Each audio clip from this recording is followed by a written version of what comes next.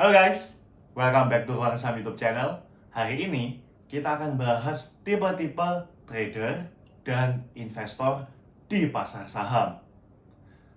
Dengan mengenali tipe-tipe trader dan investor ini, mungkin bisa membantu teman-teman untuk lebih mengenal diri dari teman-teman sendiri. Apakah lebih suka ke investor, apakah lebih suka ke trader, dan tipe trader apa kalian, ataupun tipe investor apa kalian. Nah, untuk tipe trader sendiri sebenarnya ada tiga, yaitu day trader, scalper trader, dan swing trader. Dan tipe investor itu juga ada tiga, teman-teman.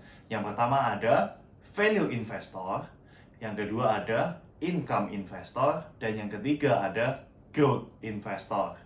Nah, untuk lebih lengkapnya, saya akan langsung berikan contoh dari tipe-tipenya. Oke, jadi teman-teman sekarang udah bisa lihat yang namanya tampilan chart, dan di sini saya akan langsung mulai bahas dengan trader terlebih dahulu ya. Nah, jadi buat teman-teman, kita akan mulai dengan yang namanya scalper trader, atau biasa orang sebut teknik scalping. Nah, teknik scalping itu seperti apa sih? Teknik scalping ini adalah tipe trader yang bisa dikatakan mencari keuntungan dalam hitungan menit, bahkan detik. Nah, cara mencari keuntungannya seperti apa? Scalper biasanya akan mencari saham-saham yang lagi volatilitasnya tinggi dan biasanya ada yang namanya bantingan. Nah, contoh sahamnya seperti ini, teman-teman.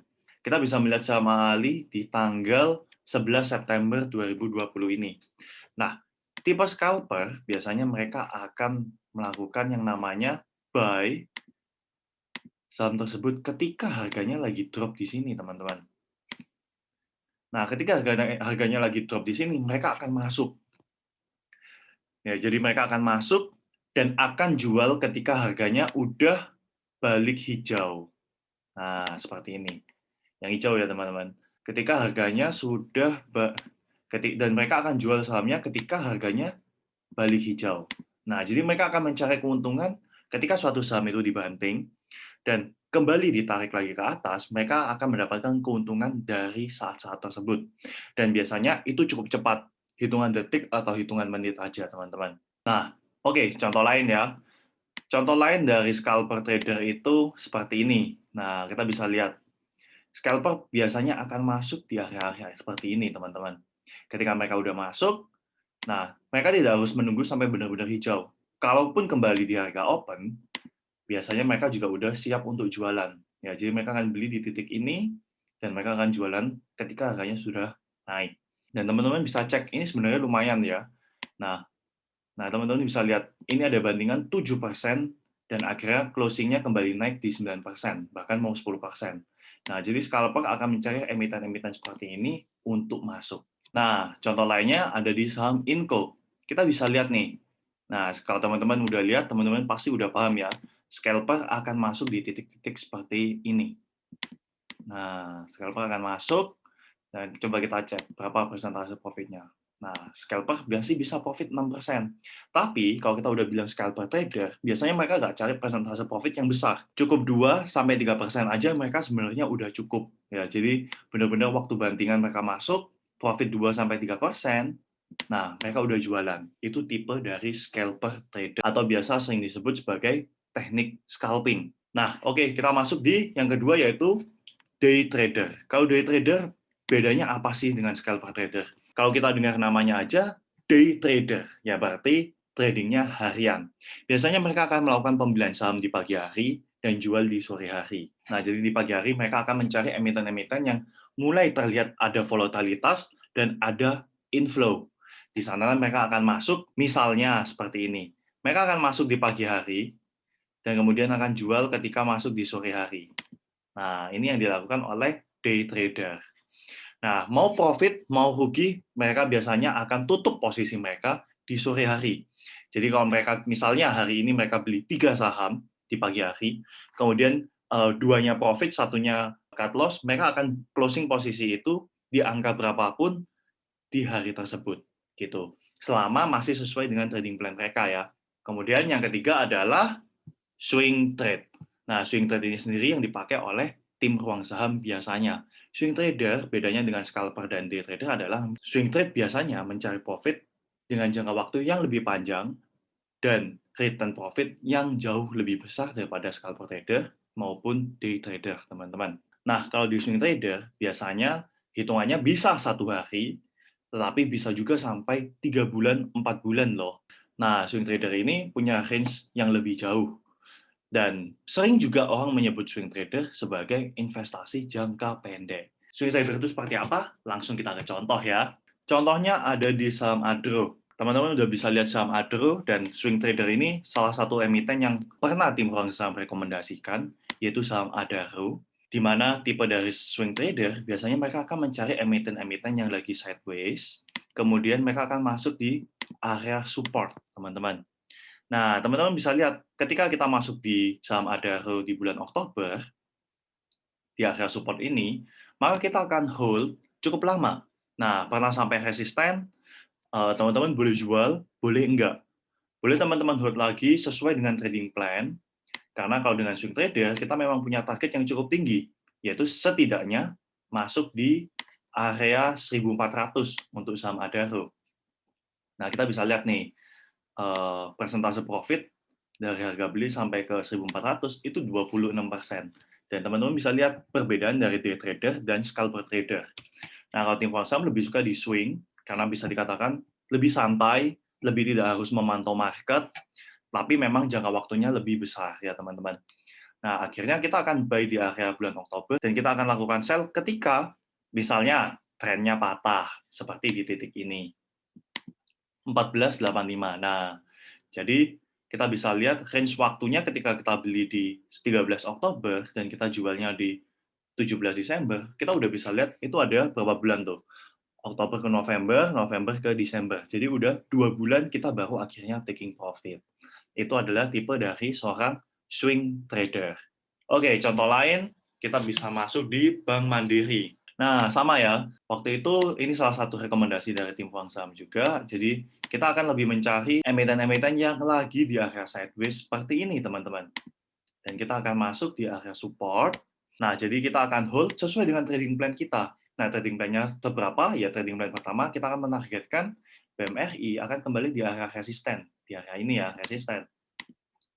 Kita bisa lihat dari 22 Oktober, akhirnya udah capai target di 10 November nih. Ya, jadi bisa dibilang 2 mingguan. 2 mingguan. Tapi tipe dari seorang swing trader biasanya mereka bisa lakukan taking profit all, atau mau taking profit 50% dan sisanya di hold, itu juga boleh. Nah, akhirnya kita benar-benar hold sampai trennya patah ya teman-teman. Nah, trennya patah di area ini.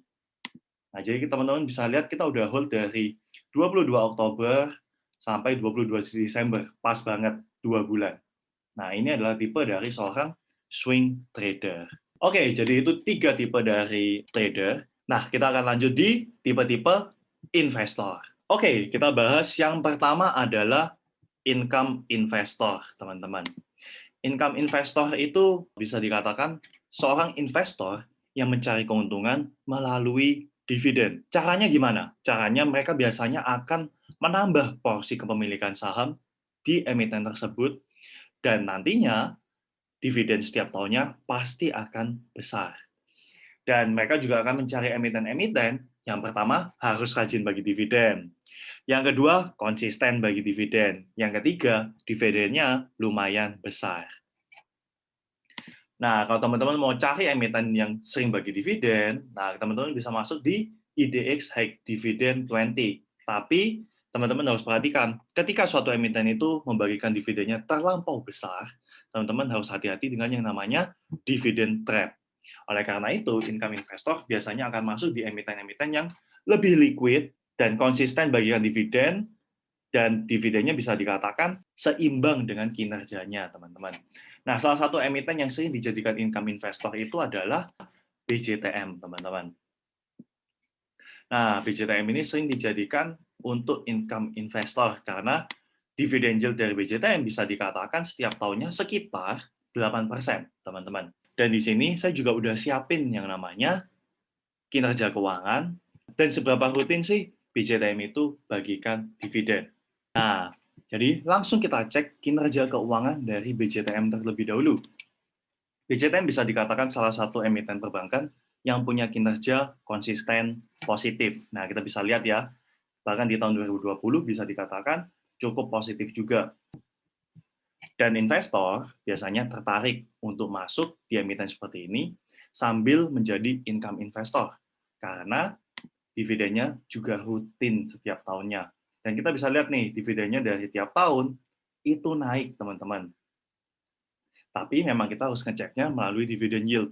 Dan yield dari BCTM saat ini memang di 5%, tapi di tahun lalu saya pernah hitung, dan teman-teman bisa lihat di video yang lalu, di pembahasan BCTM dan BCBR, BCTM tahun lalu membagikan dividen sebesar 8%-an. Kemudian yang kedua, contohnya adalah Bank Mandiri. Nah, teman-teman bisa lihat kinerjanya positif, dan ketika suatu emiten itu kinerjanya positif, maka change emiten tersebut untuk membagikan dividen tentu lebih besar, ya kan? Karena emitennya profit. Nah, untuk BMRI sendiri kita bisa lihat, nah dari tahun 2016 hingga 2020 bisa dikatakan emiten ini rajin bagi dividen, dan bisa dikatakan tahun 2021 ini BMRI akan kembali membagikan dividen dari laba tahun 2020-nya. Dan bisa dikatakan ini salah satu emiten yang akan membagikan dividen cukup besar juga di tahun 2021 ini. Nah, itulah dua contoh emiten income investing. Kita lanjut ke emiten value investing. Salah satu teknik investasi yang paling terkenal dan digunakan oleh Warren Buffett. Nah, value investing ini biasanya mereka akan mencari emiten-emiten yang salah harga. Salah harganya itu seperti apa? Nah, emiten ini punya kinerja yang baik, tapi harga sahamnya masih dinilai sangat murah. Nah, salah satu emitennya adalah ELSA, emiten komoditas yang sempat tim Huang Saham rekomendasikan. Jadi buat teman-teman yang belum tahu, Huang Saham ini punya dua tim teknikal untuk trader, yang biasanya kita pakai swing trade, dan tim investing, yang biasanya kita mencari emiten value investing dan growth investing. Nah, untuk value investing, salah satu rekomendasi yang pernah kita kasih yaitu saham ELSA. Kenapa sih kok saham ELSA? Kita bisa lihat nih, kalau kita udah ngobrolin yang namanya investing, biasanya kita akan menilai indikator-indikator fundamental seperti PER, PBV, dan saya akan tunjukkan di saham ELSA. Saham ELSA ini bisa dikatakan salah satu emiten yang sering ditradingkan di area PER-nya tuh 10 kali. Dan saat harganya turun di bawah 200, kita tahu bahwa ini adalah emiten under value, di mana kinerja dari saham ELSA bisa dikatakan cukup baik, dan saat harganya drop di bawah 200, saham ELSA itu lagi ditradingkan di PER 3 kali, teman-teman. PER 3 kali yang normalnya 10 kali. Yang berarti saham ELSA dari 3 kali ke 10 kali itu masih bisa naik sekitar 3 kali lipat loh, teman-teman. Nah, dari 120, teman-teman bisa lihat kenaikannya bisa 3 kali lipat hingga di area 300 bahkan 400. Nah, seorang value investor akan mencari emiten-emiten seperti ini dan masuk ketika emitennya salah harga. Dan ELSA merupakan salah satu emiten yang bisa dikatakan salah harga ketika harganya turun di bawah area 200. Oke, kita lanjut cek dari valuasi keuangannya. Nah, kita bisa lihat ELSA secara book value per share masih dinilai di angka 500. Kemudian secara debt equity ratio masih normal banget. Secara dividend yield masih 3%, berarti emiten ini ketika profit, dia masih akan membagikan yang namanya dividen. PER-nya sekarang di 11 kali, dengan PBV masih di bawah 1. Jadi cukup bagus untuk ELSA. Contoh yang kedua yang pernah direkomendasikan oleh tim Huang Saham, yaitu saham Link. Nah, saham Link ini sendiri kita rekomendasikan sejak di bawah 2000. Dan kita menilai di bawah 2000, Link itu bisa dikatakan emiten yang cukup under value. Kalau kita udah bicara yang namanya value investing, biasanya likuiditas itu bisa dikatakan mengikuti, ya teman-teman. Banyak emiten under value yang bisa dikatakan tidak liquid. Tetapi ketika banyak investor maupun trader sudah mengetahui emiten tersebut adalah emiten yang cenderung murah, likuiditas itu akan kembali masuk sendirinya. Dan Link merupakan salah satu emiten yang kita rekomendasikan buy di bawah 2000, teman-teman. Saat itu Link ditradingkan di harga PER 6 kali, yang padahal jauh sebelumnya Link itu ditradingkan di 15 kali loh, teman-teman. Jadi potensi dari saham Link ini masih besar banget, dan teman-teman bisa lihat kita tim Huang Saham saat ini masih memegang saham Link dengan profit mencapai hampir 100%. di saham link. Nah, inilah yang dinamakan sebagai value investing, teman-teman. Value investing itu banyak teman-teman mengira bahwa investasi itu harus 5 tahun, 10 tahun. Sebenarnya tidak. Ya, selama kita masuk di harga yang dinilai salah, dan kita harus menjualnya ketika harga sahamnya bisa dikatakan udah pas dengan kinerjanya, atau bahkan udah over value. Nah, oleh karena itu, tidak semua saham akan mencapai kinerja yang pasnya atau over value-nya itu dalam 5 tahun, 6 tahun, 7 tahun. No, tapi teman-teman bisa lihat dari 4 Agustus sampai saat ini 1 Maret. Belum mencapai 1 tahun. Tetapi kita bisa lihat harganya, pair-nya udah mulai kembali. Jadi teman-teman udah mulai harus hati-hati di saham link. Tapi teman-teman bisa sesuaikan kembali dengan planning teman-teman sendiri. Nah, itu adalah 2 contoh emiten value investing yang pernah kita rekomendasikan. Dan kita langsung cek dulu nih, kita cek dulu kinerja dari saham link. Nah, link sendiri bisa dikatakan dividen yield-nya 5%, cukup bagus. Kemudian debt equity ratio di bawah 100%, teman-teman. Ini bagus banget. Kemudian kita bisa lihat book value per share-nya 1.500-an, PER-nya masih 10 kali, dan PBV-nya 2 kali. Dan return on equity-nya mencapai 20%. Itu udah bagus banget, dan return on asset 12%. Nah, jadi inilah beberapa contoh dari value investor. Kita lanjut di yang terakhir, yaitu growth investing. Growth investing bisa dikatakan salah satu ilmu investasi yang melihat arah tren. Padahal tren itu biasanya digunakan oleh seorang trader loh. Nah, growth investor ini biasanya akan mencari emiten-emiten yang kinerjanya konsisten naik, diikutin oleh tren saham yang juga lagi naik. Contohnya apa? Contohnya adalah emiten Sido Muncul. Mari kita cek. Nah, emiten Sido Muncul ini bisa dikatakan salah satu emiten yang mengikuti kinerjanya juga. Nah, kita bisa lihat nih, emiten Sido Muncul dari kita cek dari tahun 2018, tren sahamnya itu naik, teman-teman. Tren sahamnya itu naik terus. Dan harga sahamnya otomatis juga naik terus dong. Nah, bagaimana dengan kinerjanya? Kita bisa lihat dari tahun 2018, kinerja dari saham Sido Muncul itu naik terus, teman-teman. Nih, dari 2017, 18 ke 22, 27, dan 31 untuk IPS-nya. Emiten yang memiliki growth seperti ini yang dinamakan sebagai growth investing. Dan investor biasanya tertarik banget untuk masuk di emiten-emiten seperti ini.